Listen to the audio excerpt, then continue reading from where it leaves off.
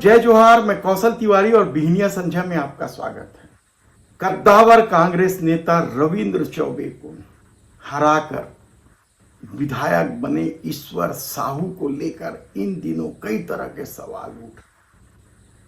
कोई कह रहा है कि वह तो चुनाव ही लड़ना नहीं चाहते थे, जबरदस्ती उन्हें चुनाव लड़ाया।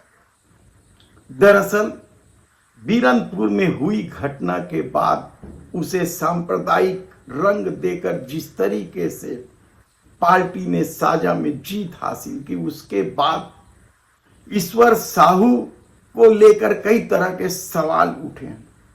मुख्यमंत्री के तो पहले ही जन दर्शन में जिस तरीके से ईश्वर साहू पर वसूली के आरोप लगे, उसके बाद भी पार्टी ने उनके खिलाफ कुछ नहीं किया।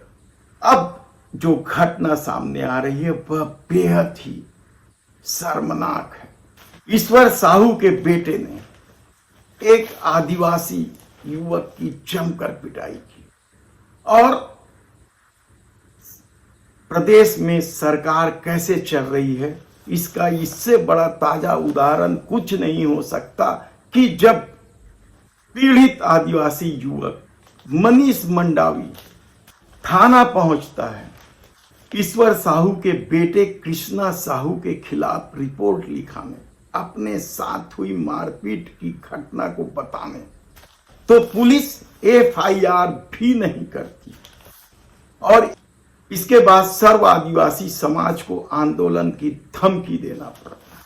यानी आप सोचिए कि क्या भारतीय जनता पार्टी से जुड़े होने की वजह से पुलिस रिपोर्ट भी नहीं लिखेगी?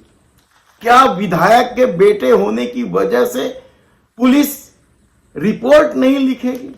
याद कीजिए आपकी किस तरीके से सरगुजा संभाग में एक राजमिस्त्री की इसी तरीके से हत्या करके पानी टंकी में दफना दी गई थी। 29 दिन तक उस मृतक का शव मरचूरी में पड़ा रहा। सर्व आदिवासी समाज धरना देते रहा और आरोपी अभी तक पुलिस की गिरफ्त में नहीं आई। यानी आप कई घटनाएं आप के सामने चलचित्र की तरह उभरने लगेंगे।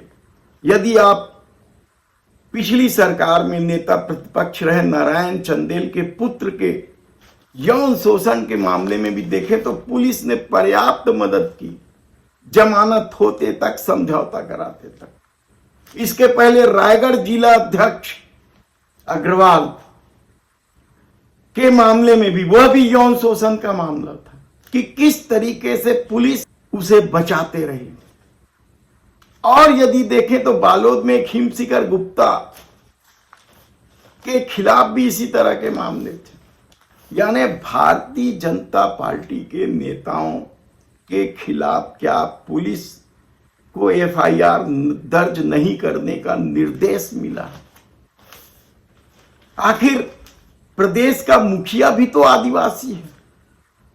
हम सुकमा जिले के एक गांव की घटना की बात नहीं कर रहे हैं जहां 5 आदिवासियों की पीट पीट कर हत्या कर दी और इस मामले में कांग्रेस भी चुप है। उस पर हम फिर कभी विस्तार से आपको जानकारी देंगे कि उन 5 आदिवासियों की कैसे पिटाई की गई और कैसे मौत हो गई। लेकिन जो कुछ साजा विधानसभा क्षेत्र के विधायक ईश्वर साहू के बेटे कृष्णा साहू ने किया, क्या उस पर भी रिपोर्ट नहीं लिखी जाएगी? ऐसे कई सवाल आप उठा सकते हैं, लेकिन इन सवालों का कोई मतलब नहीं है, क्योंकि सत्ता ने यदि सोच लिया है कि सब कुछ गुडगाड है, विष्णु का सुशासन चल रहा है, तो फिर इस तरह की घटनाओं को लेकर क्या लोगों को आंदोलन करना ही अनिवार्य हो गया? मेरा दोस्त तो झगड़ा हो रहा था, उसको छुड़ाने के लिए गया था। उसके बाद छुड़ा जा रहा था मैं, फिर मेरे ऊपर हाथ लगा दिया, मारने लगा आगे पीछे से। कौन मारा? ईश्वर साहू को लड़का। हाँ, फिर उसके बाद कुछ को जान भी नहीं कहा। अभी कहाँ है? अभी थाना में। कैसे आए थे थाना? यहाँ थाना में आए के मेन कारण ये है कि विगत रात्रि 11 बजे मनीष मंडावी ग्राम चेचानमेटा के ऊपर क्षेत्रीय विधायक ईश्वर साहू जी के पुत्र कृष्णा साहू के द्वारा प्राणघातक हमला किया गया। उसका एफआईआर दर्ज करवाने के लिए साजा में आए थे, लेकिन कुछ कारणवश एफआईआर नहीं लिखा जा रहा था। तो इस कारण से समाज के प्रमुख जो सियान है तहसील क्षेत्र साजा में ये यहाँ पर उपस्थित हुए हैं और आवेदन दिए हैं। हम ये चाहतन कि एफआईआर दर्ज हो और जो दोषी व्यक्ति है उनके ऊपर सख्त से सख्त कार्रवाई हो। गंभीर चोट है जिसकी पिटाई विधायक के बेटे कृष्णा साहू ने की है। उसे साजा के सामुदायिक चिकित्सा केंद्र में भर्ती किया गया। पीड़ित परिवार और उसके परिजन घंटों थाने में डटे रहे, लेकिन आवेदन तक लेने को पुलिस तैयार नहीं था। और इसके बाद जब इसकी खबर सर्व आदिवासी समाज को लगी तो उन्होंने आंदोलन की धमकी दी है। लेकिन क्या सचमुच कृष्णा साहू के खिलाफ जुर्म दर्ज होगा?